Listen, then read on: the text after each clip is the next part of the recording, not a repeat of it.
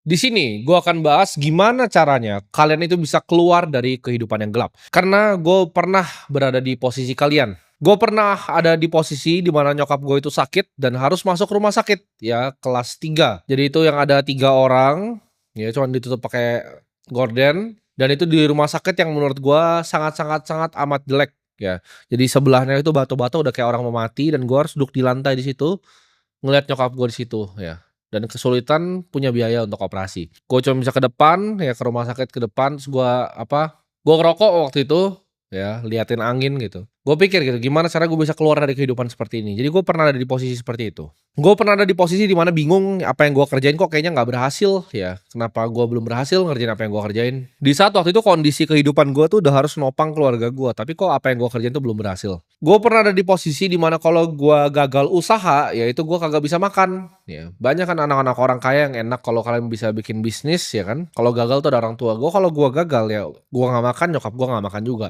Jadi nggak ada tuh kata gagal tuh di kamus gue nggak ada.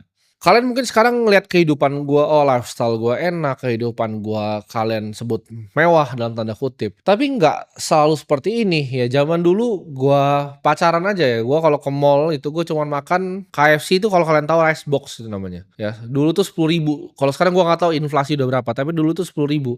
Gue harus milih antara gue mau makan rice box KFC atau nonton film yang 20.000. Jadi antara makan 10.000 apa nonton film 20.000 itu nggak ada pilihannya lagi. Gue nggak dari dulu ya. Gue kayak bisa kayak sekarang makan gak lihat harga, enggak ya. Gue dulu selalu sebelum ke restoran tuh bahkan gue harus cari tahu dulu harganya apa. Jadi gimana caranya gue pesen yang murah biar ceweknya bisa pesen yang apa lebih enak. Jadi gue pernah ada di posisi seperti itu dan itu rasanya sangat tidak enak. Jadi gue nggak ngomong di sini sebagai orang yang udah mulai posisi hidupnya dari posisi yang udah di atas. Karena kalau kayak begitu ya nggak ada saran yang gue bisa sampaikan ke kalian karena gue nggak pernah berada di posisi kalian ya. Gue pernah di posisi cuman makan Indomie setiap hari, ya sampai sekarang makanya gue suka makan Indomie, di kantor gue tadi barusan makan Indomie, karena dulu gue pernah ada fase yang gue bisa makan cuma Indomie doang. Nah buat kalian yang benar-benar mau keluar ya dari kehidupan yang gelap, dengerin video ini. Karena gue udah pernah di situ ya, I've been there and done that gitu. Dan gue bisa buktiin ya, dengan ketekunan ya, bisa sampai sekarang. Bisa mendapatkan kehidupan yang lebih layak. Rahasia dari game yang namanya hidup ini adalah gue sebut tuh showing up ya, atau lu datang gitu. Artinya, setiap hari show up ya, misal lu punya pekerjaan apapun yang lu kerjain, setiap hari show up. Lu jualan sate setiap hari show up, lu jualan cilok setiap hari show up. Lu jadi videographer kayak setiap hari show up ya. Selalu on time, selalu datang setiap hari. Jangan pernah absen 1 hari pun ya dari apapun yang kalian kerjakan. Untuk mencapai kesuksesan itu dibutuhkan ya kegigihan dan juga yang gue bilang tadi showing up setiap hari. Gue itu selama 10 tahun ya, gue nggak pernah skip kerja 1 hari pun. Mau gue sakit, mau gue DBD, mau gue tipes. Apapun yang pernah terjadi di hidup gue itu gue tidak pernah skip kerja. Malam tahun baru 2024 gue kerja. Ya orang pada nonton kembang api gue kerja. Kalian bisa tanya semua karyawan yang pernah kerja sama gue itu biasa gue chat tuh dari jam berapa sampai jam berapa time frame-nya. Jam 4 pagi, jam setengah 3 pagi, jam 2 pagi ya. Jam 9 udah gue telepon lagi. Jam 10 udah gue telepon. 24 jam ya. Untuk otak ini mikirin kerja itu 24 jam. Gue nggak pernah skip 1 hari pun. Gue itu tidak punya hobi apapun ya. Jadi yang hobi gue kalau katanya, hobinya apa? Apakah main basket, apakah main tenis, apakah main pedal itu hobinya apa?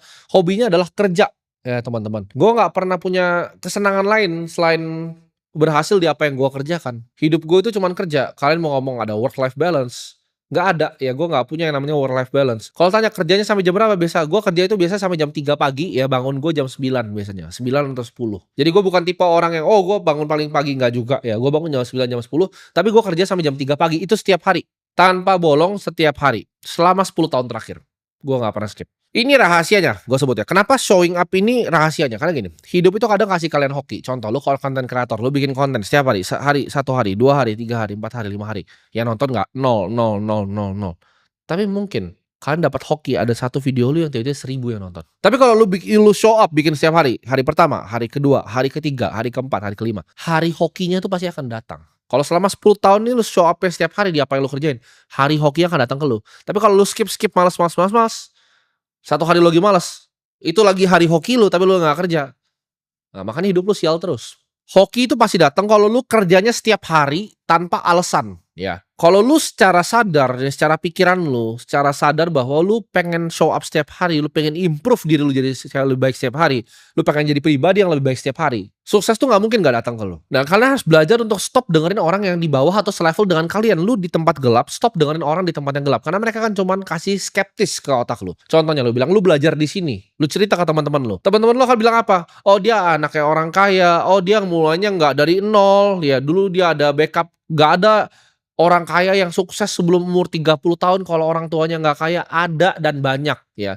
Statistik tuh bilang miliuner ya 80% di dunia ini itu self made dan bahkan mulai dari minus bukan dari nol. Banyak yang mulai dari bahkan punya utang orang tuanya yang dibebanin ke dia, itu mulainya nggak dari nol. Dan nyatanya hampir semua konglomerat itu mulai dari nol, teman-teman. Kalian bisa pelajarin kok, kalian tracking aja semua grup-grup besar yang ada di Indonesia, grupnya Salim. Zaman dulu itu mulai dari nol gitu grupnya. Sinarmas juga mulai dari nol. Astra juga mulai dari nol. Semua grup-grup besar yang lu tahu di Indonesia itu semuanya mulai dari nol. Lu ketika nanti sudah jadi orang yang di atas ya udah bukan di kehidupan yang gelap, lu ngeliat orang-orang yang di bawah ini lu akan bingung kenapa mereka nggak coba. Dan orang-orang yang di bawah ini yang gue bilang makanya kalian jangan dengerin orang-orang di bawah ini akan cuma ngomong seperti ini. Oh, gue udah coba yang terbaik kok, gue udah coba yang terbaik, tapi mereka bohong. Gue nggak percaya ada orang yang coba yang terbaik di dunia ini terus nggak berhasil. Dia bilang, oke, gue bikin sesuatu nih, ya kan, gue mau jualan online atau gue mau ngapain lah ya, kalian pikirin itu. Gue udah coba yang terbaik kok, cuman gue nggak hoki aja kayak dia, gue nggak hoki aja kayak dia. Gue udah kerja keras dari pagi malam, bohong, ya. Lu barusan bohongin diri lu sendiri dan lu bohongin gue di sini. Kalau gue sekarang suruh ya kameramen 24 jam ngikutin hidup lu tuh akan kelihatan seperti pecundang. Ya nggak akan ada yang mau nonton film hidup lu tuh nggak ada yang mau nonton. Karena kenapa? Lu bilang oke, lu coba yang paling keras, lu coba jualan online, baru belajar sales, belajar marketing sedikit, ya kan? Baru bikin online shopnya di Instagram lu. Habis itu lu scroll rebahan, nonton TikTok. Lu nggak belum ke jalan tawarin orang di jalan. Nggak ada yang lu belum lakuin maksimal. Itu lu coba, gue udah lakuin yang terbaik, tapi gue nggak sukses. Itu lu bohong, lu nggak lakuin yang terbaik. Lu masih cuman sambil rebahan, scrolling. Itu yang menurut lu terbaik. Coba ngomong ke gue di sini lu udah lakuin yang terbaik ya.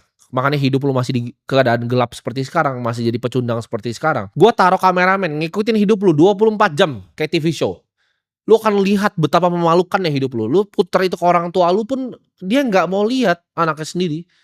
Anaknya cuma scrolling TikTok terus lihat cewek cantik sedikit dia coli gitu. Lu berani nggak tunjukin kehidupan lu ke orang tua lu sendiri tuh? Kalau gua kasih kameramen nih, gua yang bayarin kameramennya. 24 jam ikutin lu. Seberapa menyedihkan ya hidup lu? Kalau lu nggak mau begitu terus ya ada yang harus diubah dong dari kehidupannya ini.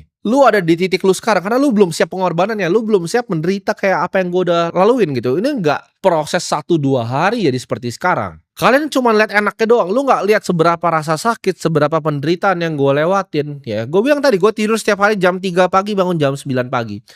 Setiap hari selama 10 tahun. Ya, hari Minggu gue kerja, hari Sabtu gue kerja. Kalian kelihatan gue jalan-jalan di luar negeri padahal gue meeting, gue kerja di sana. Semua yang lu pikir itu enak gitu kan? Enggak, gue kerja. Kalian mungkin lihat, oh dia lagi clubbing, enggak, lagi kerja, itu lagi lihat outlet.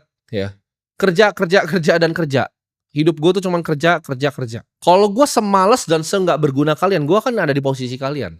Lu perhatiin nggak seberapa males bahkan orang-orang kayak kalian itu untuk belajar ya. Jadi orang-orang yang nonton ini, bahkan gue bilang tadi orang-orang di bawah yang lu punya teman-teman nih, lu kalau ceritain seberapa males mereka.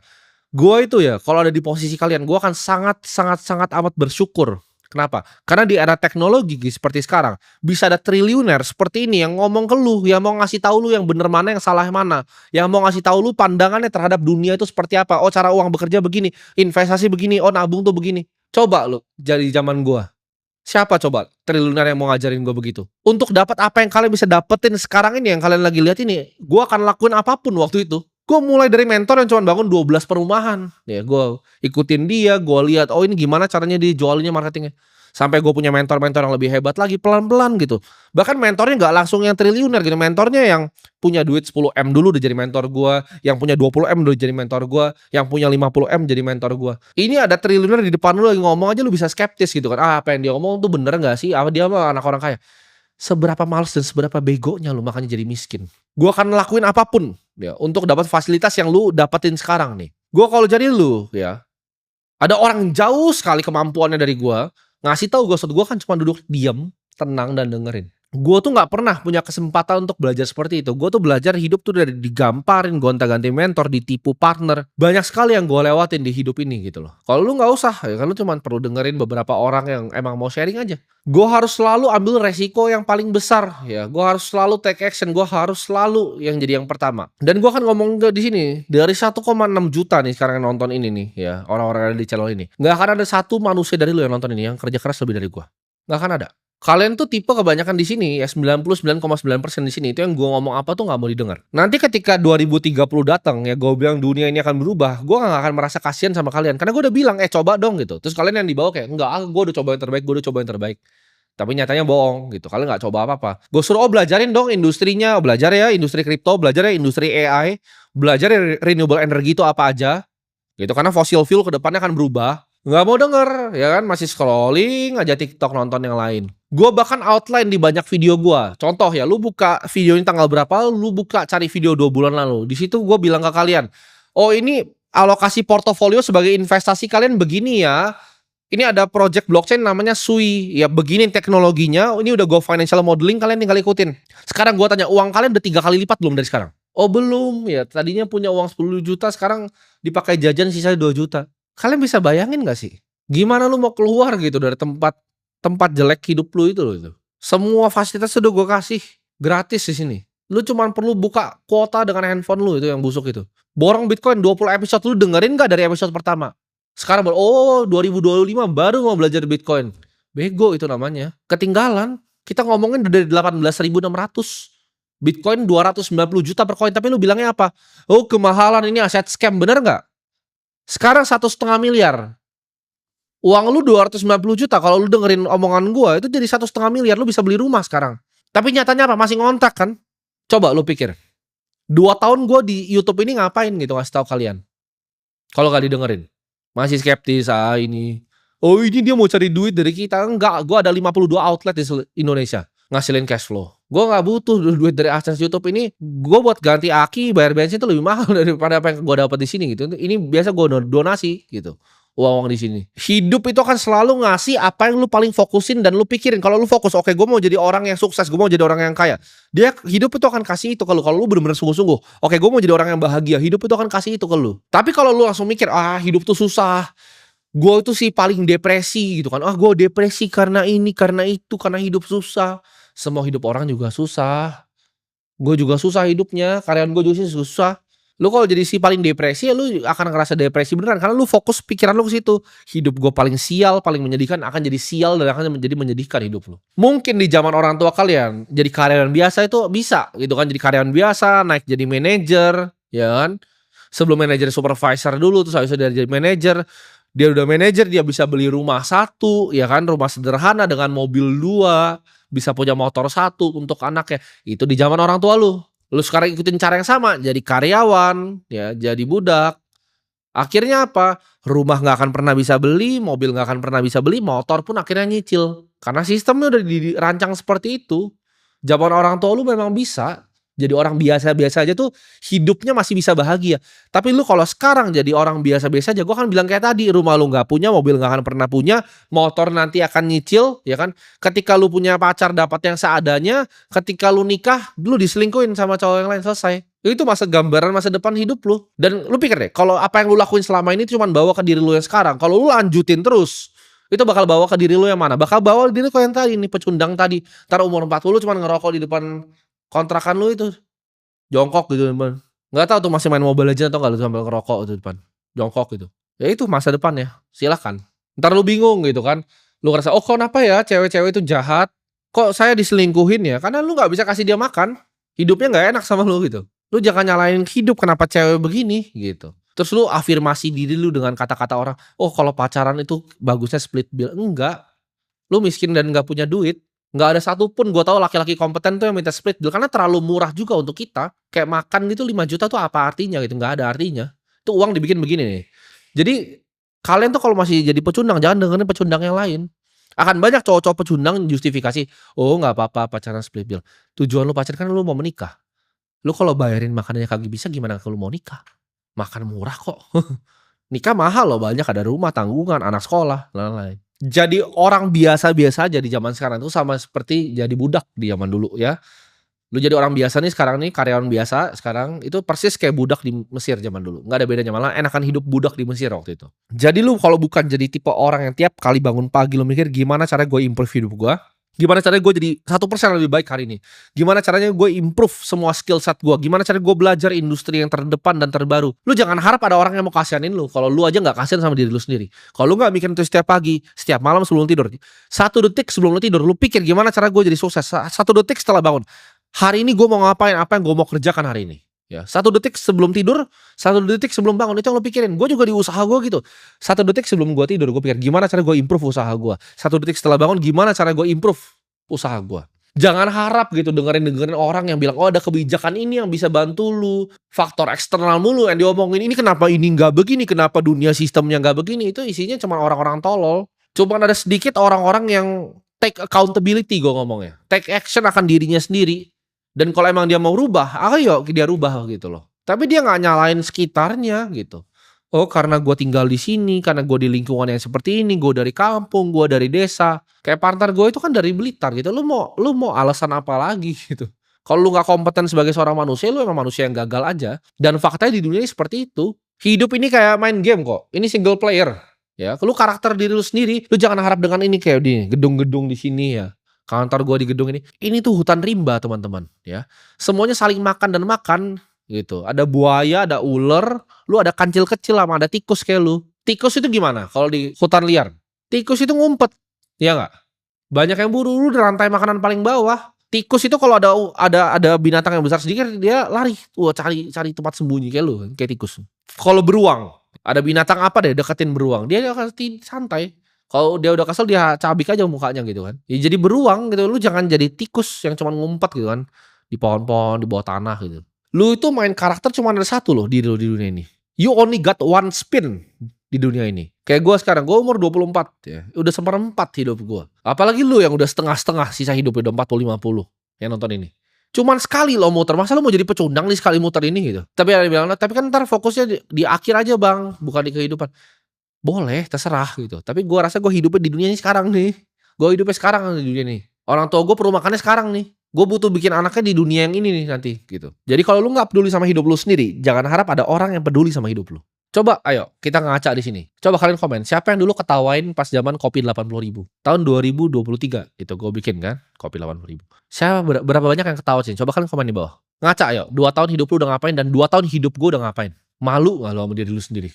Orang yang dulu lu ketawain 2 tahun lalu, dalam 2 tahun itu mungkin bikin duit itu 7 generasi lu hidup ya.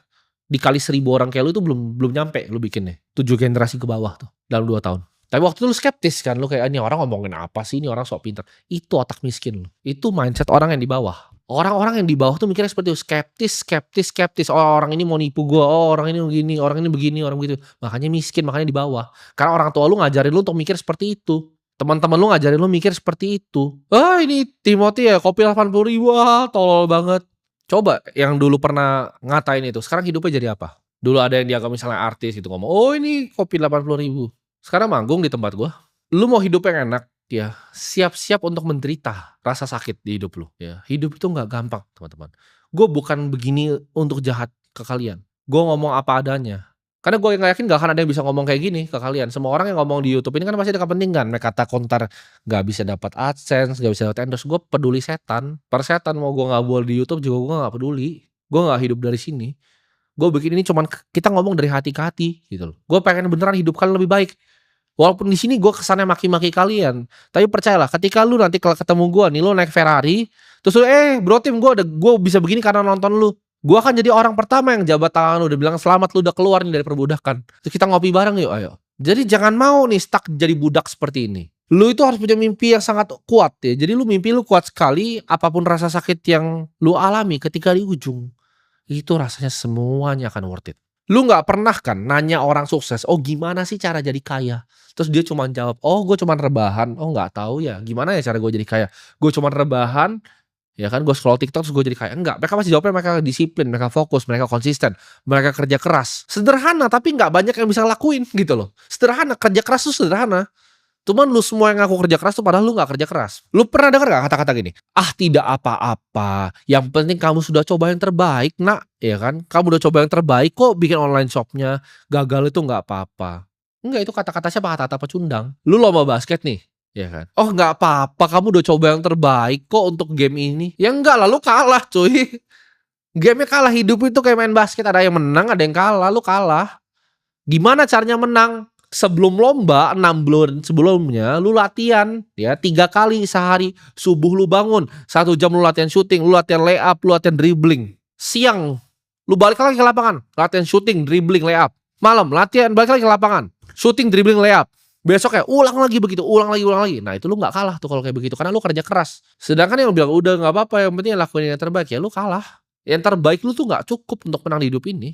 Yang lu bilang tadi bikin online shop lu jualan itu terbaik, itu nggak terbaik. Buktinya lu belum bisa kasih makan orang tua lu tuh belum yang terbaik, itu cuma segini gitu. Banyak yang lakuin lebih banyak dari lu. Biasa aja. Gua itu dari dulu punya mimpi dan tujuan yang sangat jelas ya. Ketika gua udah tahu arah hidup gua kemana, gua nggak pernah ragu dan gua kejar dengan semua kemampuan gua. Yang dulunya orang bahkan ragu ketika gua cerita, "Oh, gua mau gini begini begini begini." Orang dulu ragu. Tapi sekarang ketika gua bilang ini, 5 tahun lagi gua akan bikin gedung. Orang sekarang udah mulai mikir, "Oh, ini beneran nih." Kalau dulu orang ragu ya, "Masa sih anak ini, masa sih?" Nah, lu jadiin keraguan orang-orang di sekitar lu, itu jadi semangat buat lu untuk buktiin mereka semua ini salah. Lu fokus ya bener-bener coba yang terbaik, lu pelajarin industri yang gue selalu ngomong, ulang ulang ulang ulang ulang. Lu pelajarin dengan segenap hati lu show up setiap hari, lu lakuin yang terbaik. Anggap hidup lu tuh ada kameramen yang ngikutin lu 24 jam. Nanti itu video itu semua akan diputar ke anak lu. Apakah itu hidup yang lu mau kasih dia nonton atau lu malu sama kehidupan diri lu sendiri? Jadi itu cara framework mikirnya. Itu gue pinjam dari Charlie Munger tuh, invert thinking. Ya pikir kebalik. Lu malu nggak hidup lu kayak begitu? Ada kameramen 24 jam ngikutin hidup lu. Apakah hidup itu lu mau pertontonan ke anak lu, ke orang lain atau tidak? Kalau gue di hidup gue dijadiin film 2 tahun ini, nggak usah 2 tahun, setahun ini aja. Wah, udah asik tuh filmnya. Ya kalau ada PH besar mau kontak gue langsung kabarin ya. Itu aja gue tutup. Sampai jumpa di episode selanjutnya kalau ada bikin video lagi.